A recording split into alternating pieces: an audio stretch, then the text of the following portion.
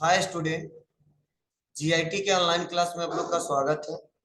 आज के क्लास में हम लोग सीखने वाले हैं बेसिक अकाउंटिंग टर्म्स के बारे में। क्योंकि जब तक हमको बेसिक अकाउंटिंग टर्म्स के बारे में पता नहीं चलेगा, देखिए नहीं जानेंगे, तब तक हम आगे अकाउंटिंग नहीं कर सकते। और बेसिक अकाउंटिंग टर्म्स में क्या क्या सीखना है वो आज से हम लोग एक एक करके स्टेप बाय स्टेप 2-3 दिन के क्लासेस में कवर करेंगे। तो चलिए आज हम लोग स्टार्ट करते हैं। क्या बताया गया बेसिक अकाउंटिंग टर्म्स में वो हम लोग एक एक करके देखते हैं।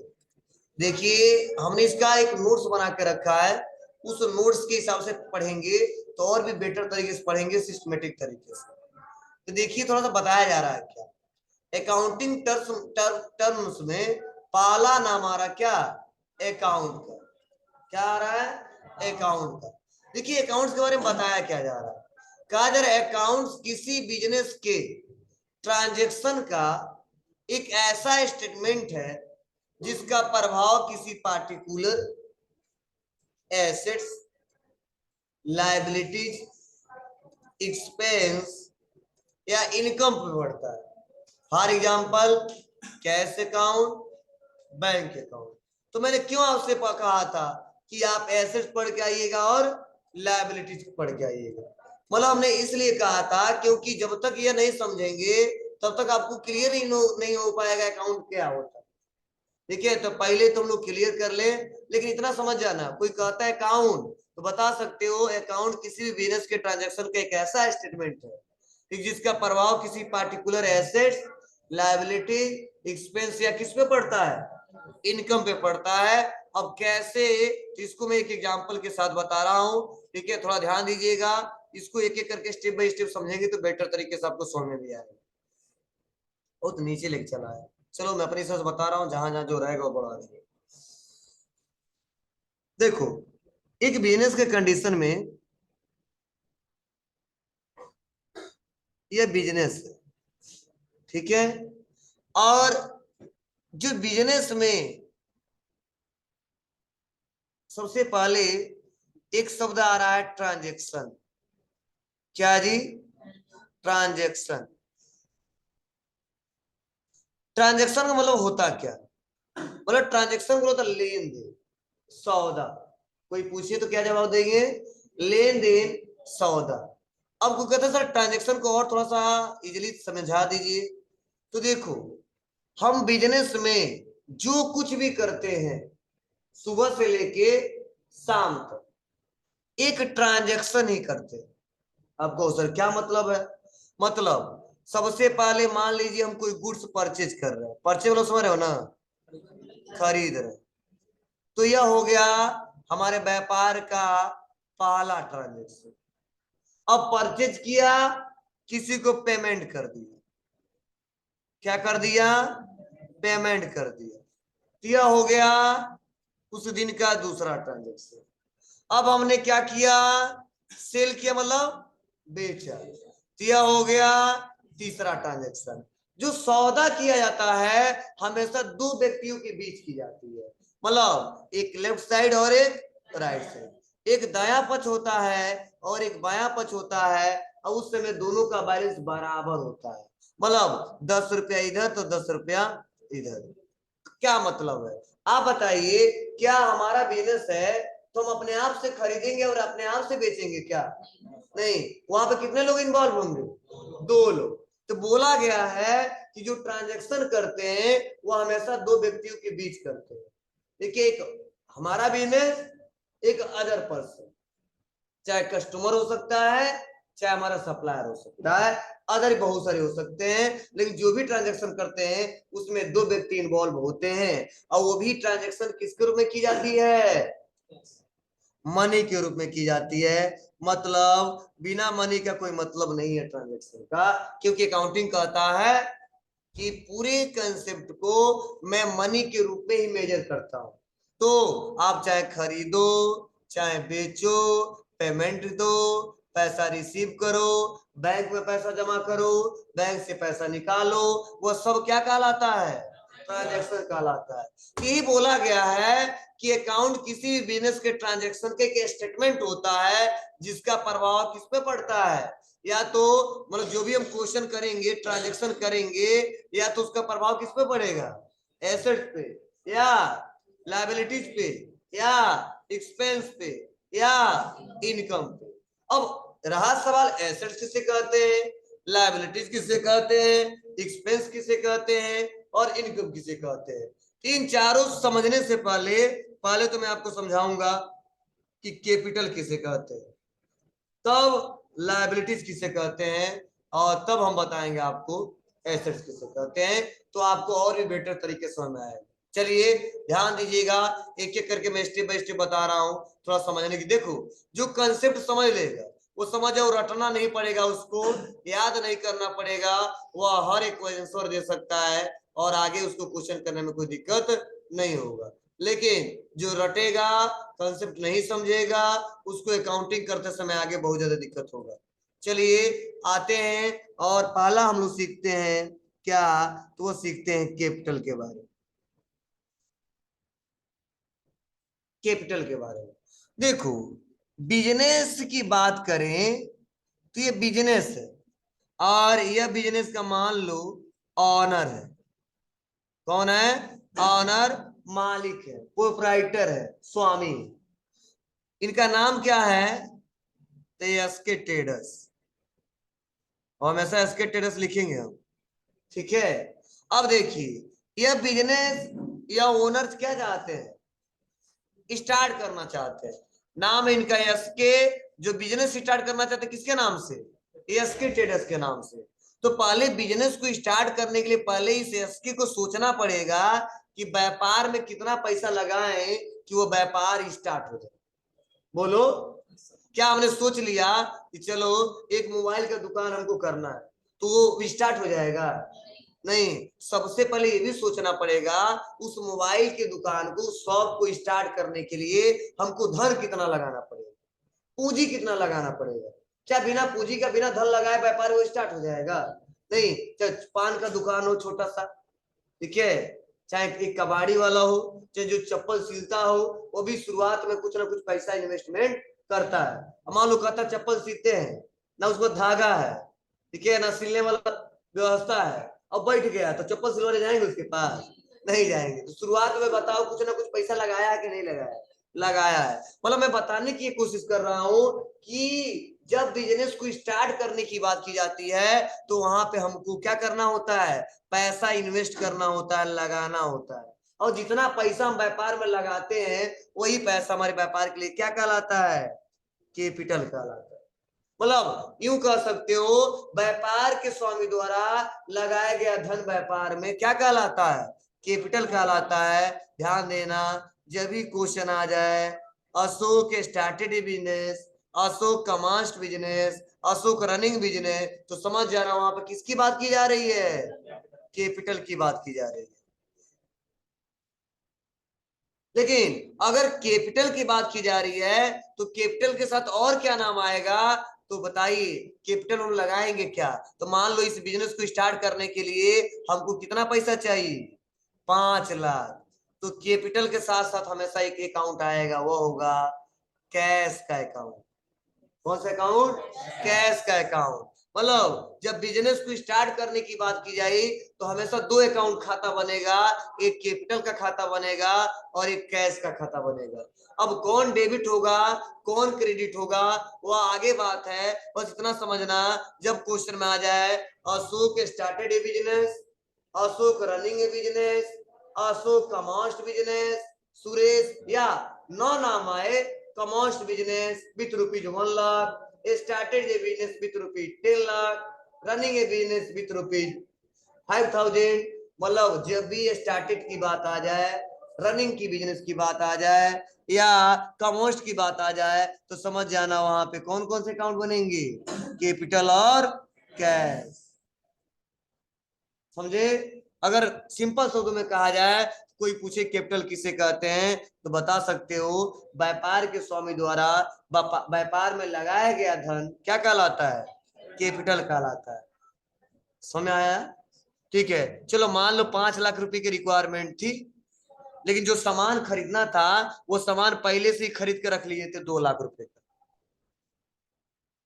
क्या छोटा छोटा मतलब क्या कर लिए, मान लो रैक वैक बनवाने के लिए फैन वैन चाहिए, लाइट वाइट की व्यवस्था, तो धीरे धीरे कमाते गए और छोटा छोटा खरीदते गए। कुछ खरीद के रख लिए, कितने का, दो, दो का, तो 3 कैश रहेगा तो काम चल जाएगा, और 2 का वो सामान रहेगा तो काम चल जाएगा। तो अब दिखाना पड़ेगा कैश लगाया कितना, 3 लाख, सामान कितना दिया उसमें, 2 लाख का, लेकिन फिर भी कितना होगा, 5 लाख होगा। मतलब जितना लगाते हैं व्यापार को स्टार्ट करते समय, वही हमारा पूंजी बोला जाता है। कैपिटल का मतलब क्या होता है, पूंजी। वो कैपिटल मत समझना, कौन सा, हाँ, क्लियर, कोई दिक्कत नहीं है इसमें। चलो, इसको थोड़ा सिंपल शब्दों में लिखा भी गया, क्या लिखा गया है कि बिजनेस के मालिक प्रोप्राइटर के द्वारा बिजनेस में इन्वेस्ट किया गया पैसा क्या कहलाता है, कैपिटल कहलाता है। और किसी बिजनेस को, व्यापार को प्रारंभ करने के लिए व्यापार के मालिक द्वारा लगाया गया धन उस बिजनेस का क्या कहलाता है, कैपिटल कहलाता है। जब बिजनेस में प्रॉफिट होता है तो कैपिटल इंक्रीज होता है, जब बिजनेस में लॉस होता है तो कैपिटल डिक्रीज होता है। इन दोनों का क्या मतलब है, इंक्रीज मतलब, डिक्रीज मतलब घटता है। आप बताइए, हमने लगाया कितना, 5 लाख, और साल भर हमने बिजनेस को चलाया और पता चला 2 लाख का घाटा लग गया, तो आप बताइए कैपिटल उस साल का लास्ट में क्या बचेगा, 3 लाख ना बचेगा। लगाया था कितना, 5, घाटा कितना लग गया था, 2, बचेगा कितना, 3, लगाया था कितना, 5, फायदा कितना हुआ था, 3, तो बताओ क्या होगा, 5 3 8, मतलब क्या हो गया, जब प्रॉफिट होगा तो 5 से 8 हो गया, मतलब इंक्रीज हो गया। जब लॉस हुआ तो 5 से 3 हो गया, मतलब डिक्रीज हो गया।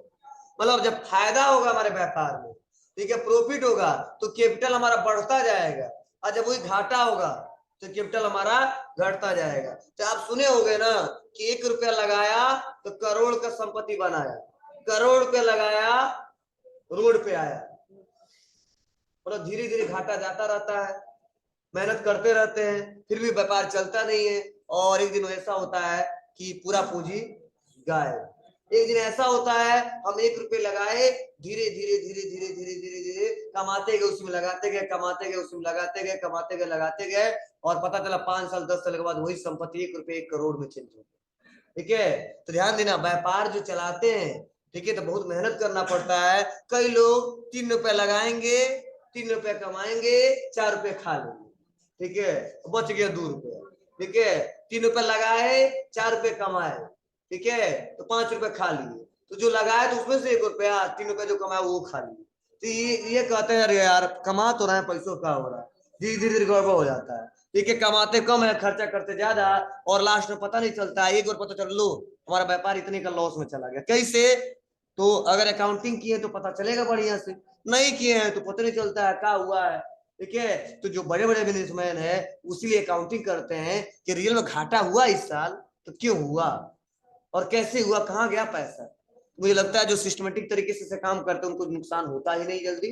कभी कभी बड़े बड़े बिजनेसमैनों को घाटा लग जाता है, कितने का लॉस हुआ है, लेकिन जो छोटे फर्म वाले हैं कभी ऐसा जल्दी होता नहीं है। हाँ, जो मनमोड़ू करते हैं सब, उसकी बात ही अलग है। देखिए, कमाएंगे कम और खर्चा करेंगे ज्यादा तो जाहिर सी बात है खत्म हो जाएगा, कोई दिक्कत नहीं है ना। मतलब पहला अभी तक हम समझाए क्या, कैपिटल, पढ़ के आए हो ना आप लोग कैपिटल, कुछ समय आया आपको, चलिए।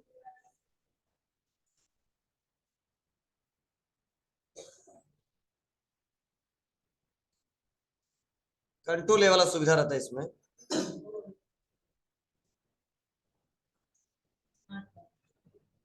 अरे वो कभी आ जाएगा बजट, या रिकॉर्डिंग हो रहा है, पहले बंद करो, पढ़ा लेंगे, पढ़ लो पहले, ध्यान देना। अब देखो बिजनेस में जब कोई पूछे कि लायबिलिटीज किसे कहते हैं, क्या लायबिलिटीज किसे कहते हैं, जब अगर कोई ऐसा कह देता है लायबिलिटीज के बारे में, लायबिलिटी किसे कहते हैं, तो इतना आपको ध्यान देना होगा। लायबिलिटीज का मतलब होता है देता, ठीक है। वैसे नॉर्मल कहोगे तो दायित्व, कर्ज, जिम्मेदारी, ठीक है। तो मुझे अगर सिंपल शब्द में बताना हो ना तो हम बोलेंगे कर्ज। मतलब लायबिलिटीज क्या होता है, कर्ज। किसके ऊपर, व्यापार के ऊपर। तो लायबिलिटी कैसे होगा समझिएगा, वह पैसा जो हमारे बिजनेस को किसी अदर पर्सन बिजनेसमैन को पे करना हो, देना हो, वही हमारे व्यापार के लिए क्या कहलाता है, लायबिलिटीज कहलाता है। जैसे फॉर एग्जांपल एसके ने पीके से 5,000 रुपए का कोई गुड्स खरीदा और इन्होंने बोला कि मैं आपको 10 तारीख को दे दूंगा। तो जो 5,000 रुपए जो दिख रहा है वह एसके के ऊपर क्या चढ़ जाएगा, खर्च नहीं, लायबिलिटी चढ़ जाएगा। खर्च का मतलब बताएंगे क्या होता है, मतलब लायबिलिटी मतलब क्या। हमने सपोज देख लो, ध्यान दो, आपका दुकान पीके हो, मैं एसके हूँ, आपके दुकान पे चला गया और मैंने बोला कि 10,000 का थोड़ा गुड्स दे दीजिए और वो पैसा मैं 10 तारीख को दूंगा। तो आप बताइए, 10 मैं गया, 10,000 का माल खरीद लिया, पैसा हमने दिया ही नहीं, तो कैसे उसको एक्सपेंस रिकॉर्ड करेंगे। हम क्या करेंगे, आएंगे अपने बुक ऑफ खाता बुक में लिखेंगे पीके से हमने 10,000 रुपए का माल उधार खरीदा है, इतने तारीख को हमको देना है। समझे, वो पैसा हमारे लिए क्या होगा, कर्ज होगा। और तुम भी लिखोगे तो मेरे नाम से क्या करोगे, कर्ज ही चढ़ाओगे। कितना पैसा उन्होंने मेरे से बकाया खरीदा है, इतने रुपए का। तो कभी भी किसी कहते अरे यार रुका, बोलेगा इतना हमने उधार दिया है, इतने का कर्जे में चल रहा है। मतलब मैनुअल तरीके से लायबिलिटीज का मतलब होता है वह पैसा जो हमारे व्यापार को अदर किसी बिजनेस, किसी पर्सन, किसी बैंक को देना हो, वह हमारे व्यापार के लिए क्या कहलाता है, लायबिलिटीज कहलाता है। कुछ समझे, जैसे फॉर एग्जांपल बैंक से हमने लोन ले लिया, क्या ले लिया, लोन। तो बैंक का जो पैसा हमने लोन लिया, तो आपके पास तो कैश तो आ गया, तो बताओ पैसा नहीं दोगे, दोगे ना। तो वो भी आपके बुक ऑफ अकाउंट में क्या रिकॉर्ड किया जाएगा, लायबिलिटीज रिकॉर्ड किया जाएगा। मतलब लायबिलिटीज का मतलब है वो पैसा जो हमारे व्यापार को किसी कारण से देना हो, वैसे तो किसी को पैसा देंगे नहीं। अरे माल खरीदे होंगे, एडवांस पैसा लिए होंगे, बैंक से लोन लिए होंगे, तभी तो पैसा देंगे। या हमने काम करवा लिया, उसका पैसा भी नहीं दिया, वही तो लायबिलिटीज होगा। जैसे मान लो पुष्कर सर है, चलो ठीक है, वो जनवरी में काम करवाए, फरवरी में काम करवाए, मार्च का काम करवाए, ना जनवरी का पैसा दिए, ना फरवरी का दिए, ना मार्च का दिए, तो क्या बोलेंगे, हम फायदे में जा रहे हैं, नहीं कहेंगे अरे यार इतना कर्जा हो गया। किनको देना है, समूह सर को देना है। हम क्या कहेंगे, उतना उनसे पैसा लेना है, ठीक है, क्योंकि हमने उसका बेनिफिट, मतलब आपका मेहनत करके मैंने क्या किया, डेली हर महीने पढ़ाया आपको, वो मेरा पैसा है, ठीक है। तो हम कहेंगे आपका पैसा इतना हमको देना है और या आपसे इतना लेना है, तो सर को देना होगा और हमको लेना होगा, ठीक है। तो सर को जो पैसा देना है उनके लिए क्या होगा, एक्सपेंस, नहीं लायबिलिटीज बन जाएगा। समझे ना, मतलब वह पैसा जो हमने अभी दिया नहीं है और बेनिफिट ले लिया है, जैसे बैंक से हम पैसा क्या किए, ले लिए, अब उसका इस्तेमाल हम लोग कर रहे हैं, तो बताओ बैंक वाला क्या कहेगा, पैसा छोड़ देंगे, देना पड़ेगा ना। आपसे गए और आपसे उधार माल दिया, उसका पैसा नहीं दिया, तो आप बताओ वो पैसा नहीं दोगे, दोगे, वो भी लायबिलिटीज बोला जाएगा। हमसे आप काम करवा लिए, अब पैसा नहीं दिए तो क्या बोला जाएगा, लायबिलिटीज बोला जाएगा। कुछ समझे, इसे बोलते हैं लायबिलिटीज, ठीक है। तो देखिए यही लिखा है सिंपल भाषा में, क्या, वह पैसा जो एक बिजनेस को किसी दूसरे बिजनेस या व्यक्ति को देना हो, वह उस बिजनेस में क्या कहलाता है, लायबिलिटीज कहलाता है। जैसे क्रेडिटर से खरीदा गया उधार सामान का पैसा, बैंक से लिया गया लोन का अमाउंट, समाया, तो इसे बोलते हैं लायबिलिटीज। जो पढ़ा होगा उसको और भी अच्छे से कंसेप्ट समझ में आया होगा, लेकिन नहीं पढ़ा होगा उसको भी समझ में आ रहा होगा, ऐसा मत सोचना, ठीक है। ध्यान देना, नहीं पढ़ क्या कीजिए जो पढ़ा हो। तो लायबिलिटी और कैपिटल सबको क्लियर है, बोलो, और ट्रांजेक्शन भी सबको क्लियर होगा, अभी पढ़ाया हूं। जैसे दो या दो से अधिक बिजनेस एंटिटी के बीच होने वाले लेन देन को क्या कहते हैं? ट्रांजैक्शन।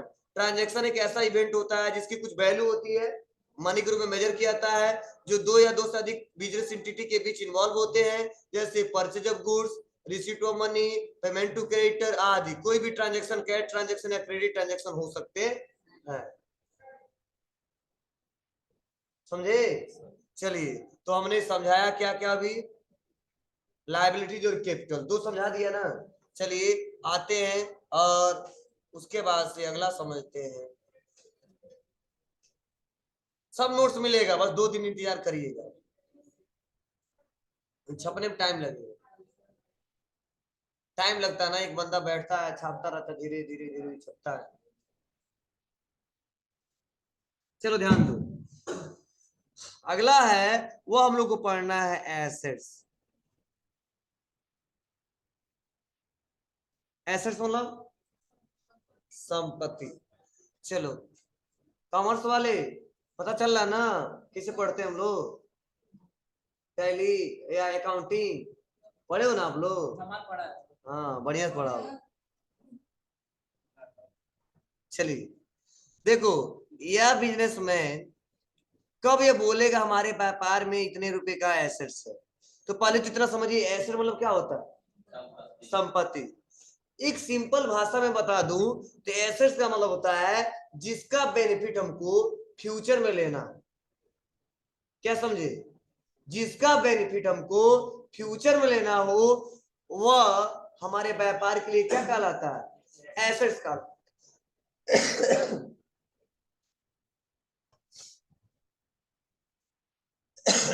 एसेट्स कहलाता। कैसे? चलिए, या यूं कह लो, वह वस्तुएं जो व्यापार को चलाने के लिए हेल्प करती हैं वह हमारे व्यापार के लिए क्या कहलाता है? एसेट्स कहलाता है। या वह वस्तुएं जिससे हम लोग फ्यूचर में क्या करें? प्रॉफिट कमाए, वो हमारे व्यापार के लिए क्या कहलाता है? एसेट्स कहलाता है। चलिए इसको समझाने के लिए बहुत ही सिंपल तरीका बता रहा हूं। पहला हमने बताया एसेट्स व्यापार को क्या करता है? चलाने के लिए हेल्प करता है। कैसे करता समझो। एक इंस्टीट्यूट की बात करें, देखो यही समझ जाओगे। आप बताओ, सर ने जो जीआईटी इंस्टीट्यूट ओपन किया है, क्या अगर इनके पास एसेट्स ना हो, संपत्ति न हो, तो क्या इस व्यापार को ये चला सकते हैं? नहीं। आपको सर आपने पूछा कहा नहीं, तो आप बताइए इनके लिए एसेट्स क्या क्या? सबसे पहला तो अगर आप पढ़ने उसी शर्त पे आओगे कि यहाँ पे कंप्यूटर इंस्टीट्यूट है, तो पहले तो कंप्यूटर होना चाहिए। बोलो, हम कितना बढ़िया पढ़ाए और आपको प्रैक्टिकल ना कराए तो कहोगे नहीं पढ़ेंगे। समझ रहा है ना? मतलब कंप्यूटर कोचिंग सेंटर है तो क्या होना चाहिए सबसे पहले? कंप्यूटर। कंप्यूटर के साथ साथ मेरे पास फर्नीचर का व्यवस्था होना चाहिए। अब आओगे तो पहले जैसे तो बोरे पे तो बैठ के पढ़ोगे नहीं। बोलो, फर्नीचर होना चाहिए। और क्या क्या होना चाहिए? कैश होना चाहिए। ठीक है, उसके बाद से हमारे पास बैंक बैलेंस भी होनी चाहिए। ठीक है, ना रहे तो भी चलेगा। और क्या होना चाहिए? प्रोजेक्टर होना चाहिए।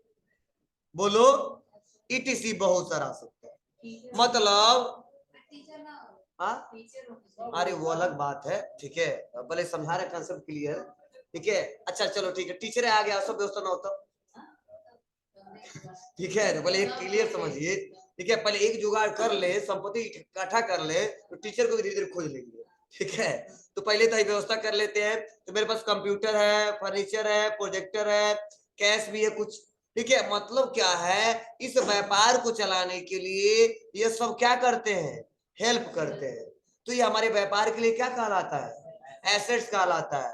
ठीक है, तो आप बताइए, एक तो बताया व्यापार को चलाने के लिए जो हेल्प करे क्या कहलाता है? एसेट्स कहलाता है। दूसरा हमने बताया जिसका बेनिफिट हमको फ्यूचर में लेना हो वो भी हमारे व्यापार के लिए क्या कहलाता है? एसेट्स कहलाता है। आप बताइए, क्या इस प्रोजेक्टर का बेनिफिट प्रेजेंट टाइम में क्यों लेंगे? क्या नहीं, आज ले रहे हैं, कल लेंगे, परसों भी लेंगे, बहुत ज्यादा टाइम तक इसका बेनिफिट लेंगे। तो आप बताओ क्या इससे हम प्रॉफिट नहीं कमाएंगे, पैसा वैल्यू नहीं आएगा, यही बता रहा हूँ। आप बताइए जो कंप्यूटर पड़ा हुआ है क्या तुरंत खराब हो जाएगा, ठीक है, इसका बेनिफिट नहीं लेंगे, ठीक है, आप भी लैब करके जाओगे, फिर से दूसरा आएगा वो भी लैब करके आएगा, वो सभी चले जाएंगे, फिर से नए स्टूडेंट आएंगे, हाँ थोड़ा मेंटेनेंस के खर्च लग जाएंगे। जैसे मान लो पुराना हो गया तो कभी कुछ खराब हुआ, कभी कुछ खराब हुआ, थोड़ा बनवा दिए, फिर तो चलना स्टार्ट हो जाएगा। जैसे प्रोजेक्टर है, कुछ टाइम के बाद लेंस थोड़ा गड़बड़ हो जाता है तो हम 30,000 ना खरीद के लेंस 10,000 का लगा देंगे, चलना स्टार्ट हो जाएगा। ठीक है, जैसे फैन है, चलता चलता जाता है, कभी क्या खराब होता है जी, हाँ कंडेंसर, तो धीरे चलता है तो वो लगा देते, मेंटेनेंस का खर्च से फास्ट चलने लगता है। मतलब मैनुअल तरीके से क्या है, यह ऐसा हमारा संपत्ति है जो व्यापार को चलाने के लिए लंबे समय तक हेल्प करेगा, और इसका इस्तेमाल बेनिफिट हम लोग फ्यूचर में लेंगे।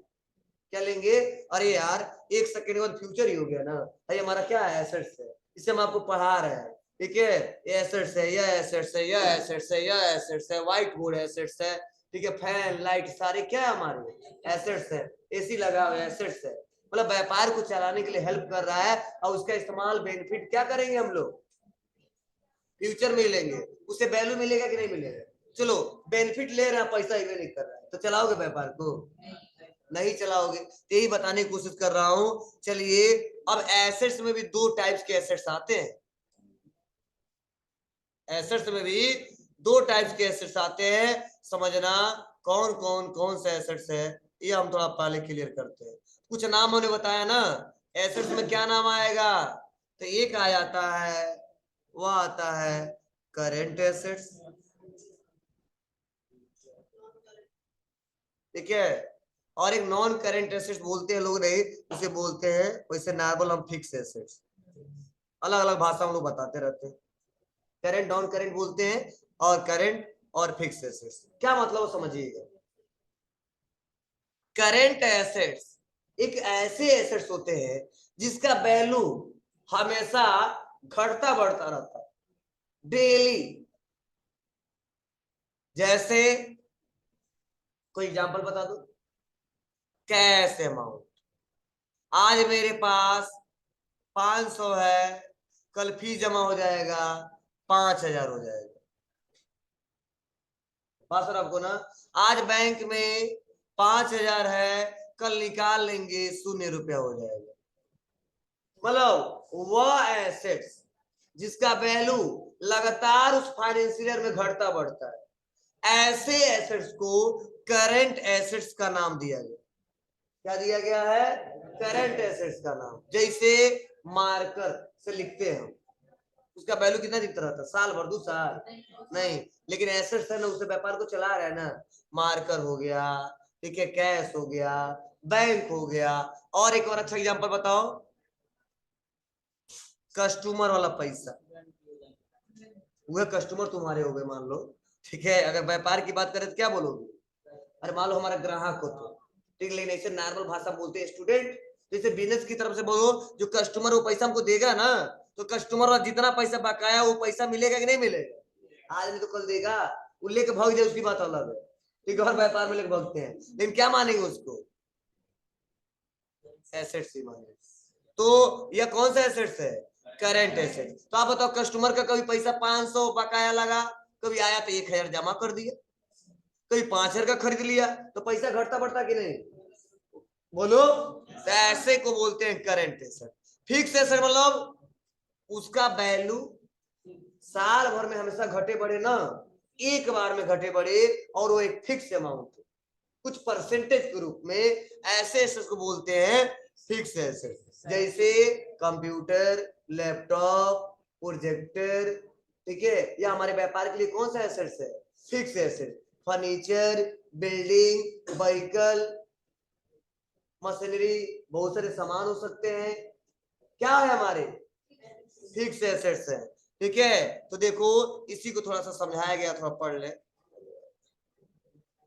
कह रहा है वे वस्तुएं जो अस्थाई या अस्थायी रूप से क्या है चलाने को, मतलब व्यापार को चलाने को मदद करती है, क्या कहलाते हैं, एसेट्स। एसेट्स किसी भी ऑर्गेनाइजेशंस के ऐसे इकोनॉमिक्स रिसोर्स होते हैं जिसे किसके रूप में मेजर किया जाता है, मनी के रूप में।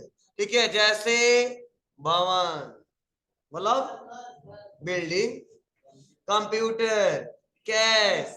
एसेट्स को मुख्य रूप से कितने भागों में बांटा गया है, दो। पहला फिक्स, क्या बता रहा है, ऐसे एसेट्स जिसको किसी बिजनेस में लंबे समय तक प्रयोग किया जा सके, क्या कहलाता है, फिक्स एसेट। जैसे बिल्डिंग, मशीनरी, प्लांट, फर्नीचर।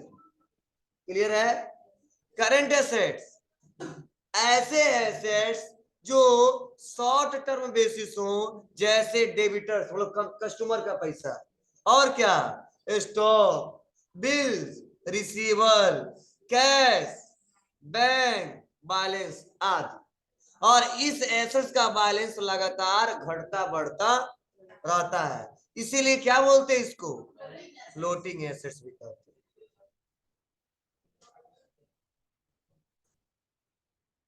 क्या समझे। ठीक है, तो कई बार करंट एसेट्स को फ्लोटिंग एसेट्स के नाम से भी कई लोग पुकार लेते हैं, तो समझ आना किसकी बात की जा रही है जी। तो मैंने कुछ एग्जांपल बताया है, और इसका भी एग्जांपल बता दिया, और इसका भी एग्जांपल बता दिया। क्लियर है सबको। तो आज के लिए बस इतना ही। क्यों सर।